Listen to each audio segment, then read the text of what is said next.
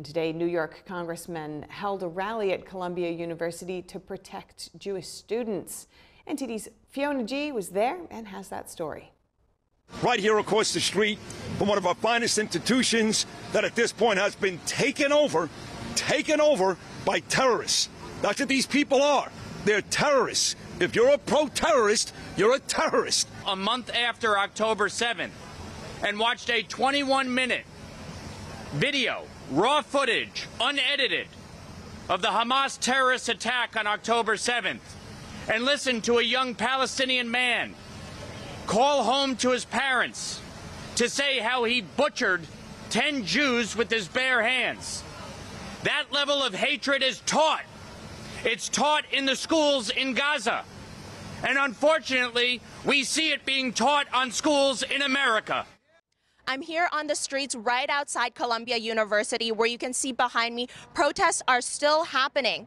Earlier today, there was a rally right here to protect Jewish students, where congressmen and other speakers called for university officials to take accountability and for Hamas to surrender.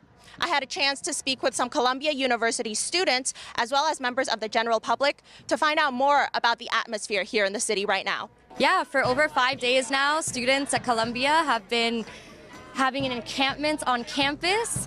They are demanding divestment of their university from being complicit in Israel's crimes. They are demanding an end to the genocide of Palestinians. They have been chanting stuff like, you know, burn Tel Aviv to the ground, which is where I'm from, so that's of course very concerning.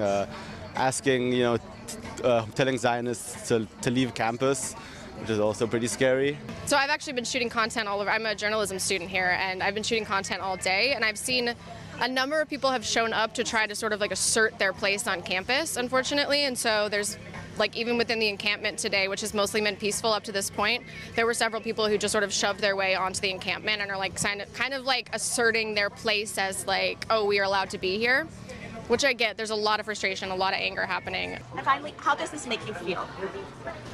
Just unrest, scared for my future, scared for the future of college students. I'm scared for America.